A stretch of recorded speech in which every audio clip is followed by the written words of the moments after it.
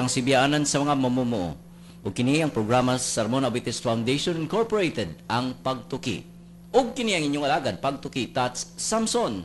Makiguban kaninyo sa kauran sa pagpanuki sa mga issue nga may kalabutan sa kalambuan. Mga igsoon, September 15 karon, adlawng Sabado 2012. Unya nindot kayo mga igsoon nga to ang paghisgutan karon no kay kabahin sa kabilin sa kabut sa kabataan. Balikon ako ang ato ang tema karon gitawag ni siya og kabilin sa kabut sa kabataan no.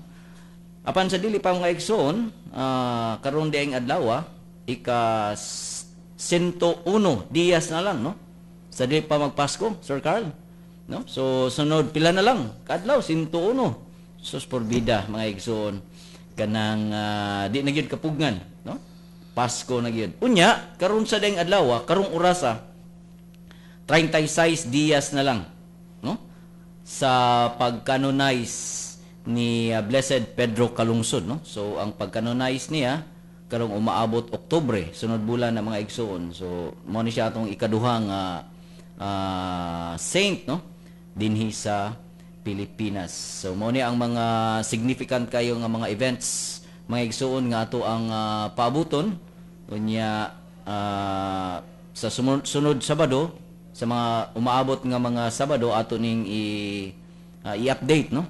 I-update nato ang ato mga kaigsuonan labi na gyud ning pagsaulog nato sa Pasko ingon man sa pagcanonize ni Blessed Pedro Calungsod. Okay. So nining adlaw mga igsoon sa ato ang pagtuki kabahin sa atong kultura ug kabilin kuyugan ta sa duha kaayo ka mga batan-on no. Nya ikatulo na ko nga igsuon. Di nato na iwad-o no. Ikatulo na ko nga batan-on kuyog nila. Anyway, ato silang ipaila unas tanan kuyog nato karon si Sir Max Kapala no. Siya mo oy usa ni siya ka volunteer no sa ato ang gabi sa kabilin. Unya usa ni siya ka history student sa University of San Carlos. Yes, Sir Max, mayong buntag. Okay. Buntag sad.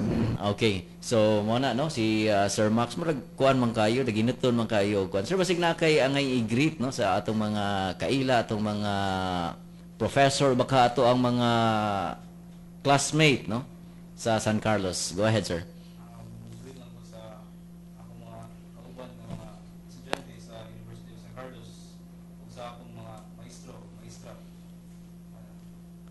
Okay, so ang ako sang isunod og pa-introduce no si ang kauban ko sa buhat si ang kasamtangang program officer no sa Culture and Heritage program sa RAFI. So si Sir Carl Damayo. Sir Carl, maayong good morning. Maayong good morning, Sir Tats. O sa tanang mga naminaw karon sa atong programa pagtuki o sa DYLA, maayong buntag. Si Sir Carl suki kay nato ni no. Nya kauban sa namo ni ngadto sa pagbakasyon na mo dito, bakasyon sa usa ka misyon no dito sa laing nasod. By the way, balik ko na ko og pag-greet no or introduce na to balik si Sir Max Kapala no. Yes, Sir Max. Okay. So, daginaton gud kayo nga igsoon. Okay. So, kana no, nining ato ang pagselebrar karong bulana atong gitumungsad no, ang paghisgot kabahin sa ato ang kultura o kabilin no. Nya ang pangutana nato diha mga igsuon, kitang mga kabatan-unan karong pangapanahona. No? Unsa ka significant no, alang sa ato ang mga bagong henerasyon kining ato ang kultura ug ingon man kabilin. Unsa ka ni nila pag-appreciate no? Mao na nga ang Ramon Abites Foundation Incorporated ug ubang mga ahensya no sa mga local government units nag-promote gyud no nining ato ang kultura ug ingon man ang kabilin pinaagi sa ilahang mga museums nga anaa diha sa kanang ilahang mga lugar ug ingon sa mga ato sa mga religious sector no nga naapod sila nga nag-promote pod no haron gyud paambit haron gyud paabot ngadto sa atong mga kabatan-unan kung unsa gid ni atong kultura ug ingon man ang atong kabilin, no?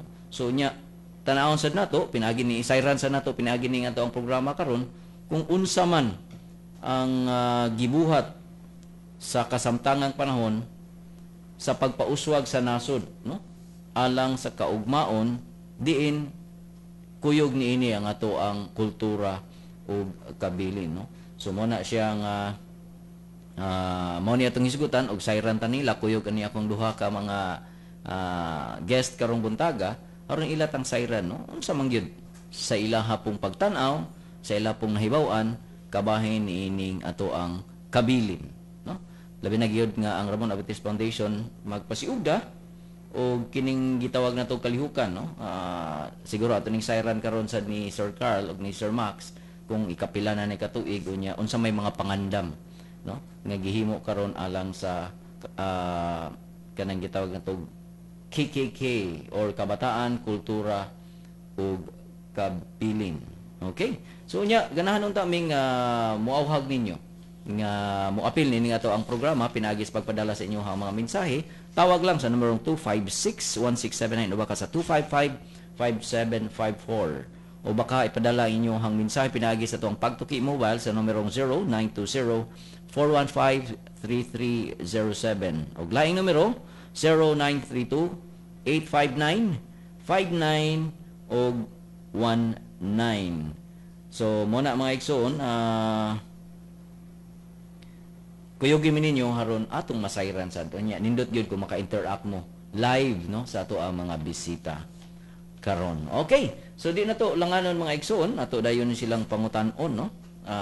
Unahon siguro nako si Sir Max. Sir Max, sa imuhang pagtan-aw labi na gyud kung magisguta og kultura o kaning kabilin, no, dinhi sa Cebu, unsa may imuhang mga ikapaambit, sir?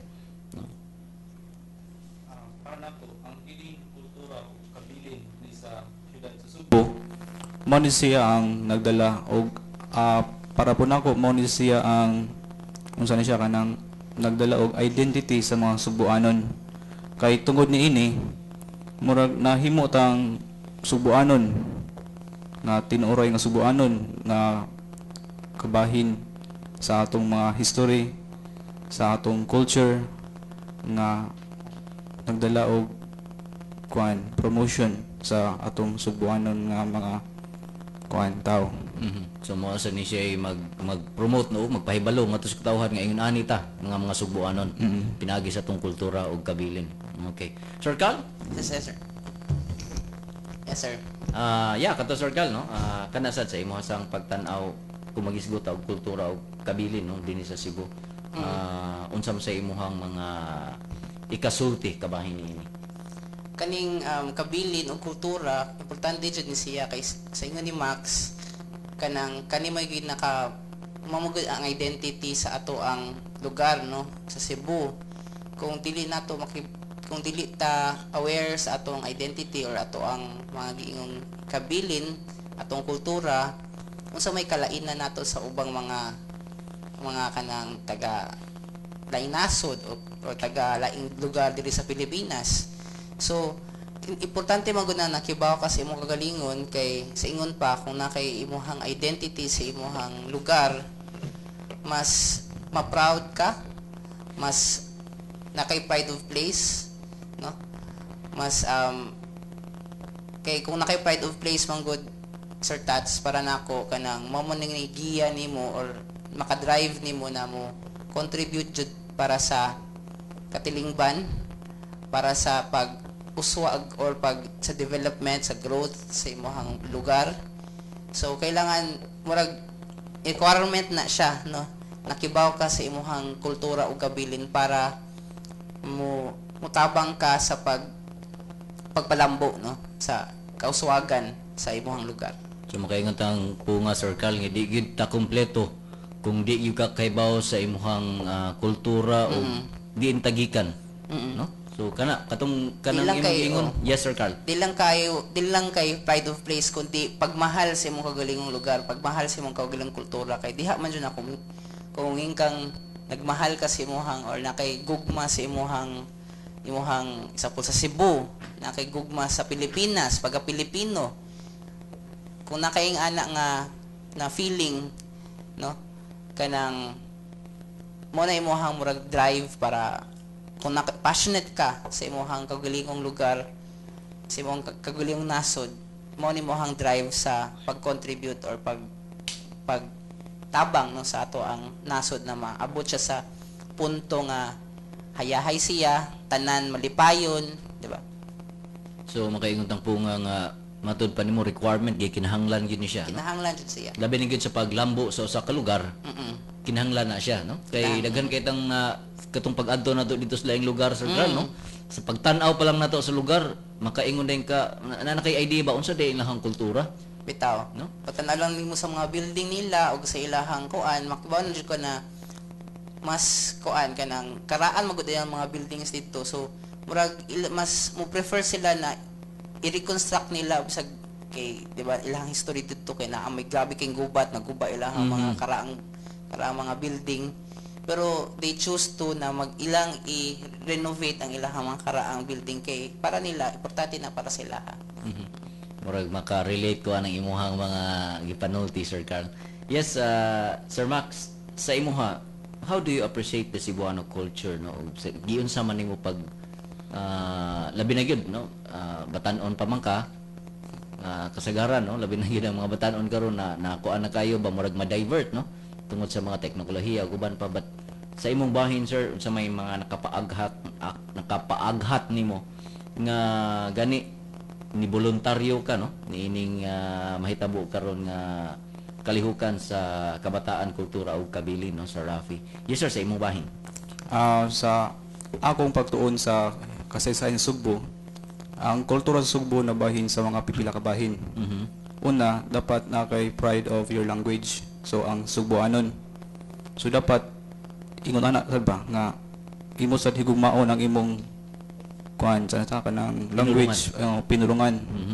Aro lang na aduna tay kuan ba nationalism. Di lang kay adto ta sa dili lang kay permanentang mag Tagalog kundi kung unsay ato dapat napud nga atong matuog nga ato Ang ikaduha mao ang mga pagkaon, mga alami ang pagkaon dinhi sa Sugbo. Kay sama sa gingon ganiha dapat nabutay kaugalingon nga atong ikapanghambog ngadto sa uban. Ang ikutulo ang atong mga products. Sample sa Cebu natay kuan mga gitara.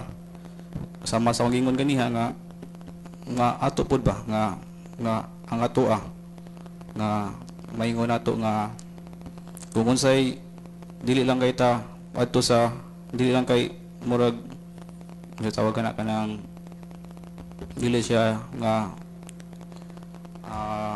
kanang dili lang pirated ba. So dapat nastay ato ang gihimo Original gyud sir. original ba ana dili kay kuan ra copy dili ka ng copy paste siguro na ato ron kinopya sa uban. Then sunod dapat ato sa ang atong mga lugar kung unsay kay sa diri Cebu daghan og kay mga mahinungdanon nga mga lugar like sa Fort San Pedro kanang Magellan's Cross sa Casa Gorordo sa Parian nga area. Mo ni mga historical sites nato sir, no? Kay mao sila nga atong nagdaog kuan identity sa atong kuan mga Sugbo kung unsa ta kaniadto nga mga panahon na. Okay. So napay lain sir nga imo nakitaan. Sa tanan nimong mga gipang kuan sir gipang mention like kana no ang atong lengguwahe, atong mga pagkaon, atong produkto, atong mga lugar no nga ikapasigarbo nato naa kay specific sir nga para nimo proud ka nya ngano man. Para nako proud ko sa akong kuan sa akong pinulungan. Kay kini atong pinulungan lahi sa uban.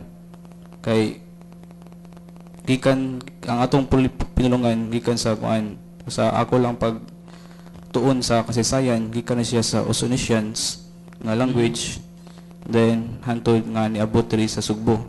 Kay kung atong tanawon ang atong pinulungan mas daghan magud ang magsulti og pinulungan nga Bisaya kaysa Tagalog. So para nako mo ni akong ikapanghambog ngadto sa uban.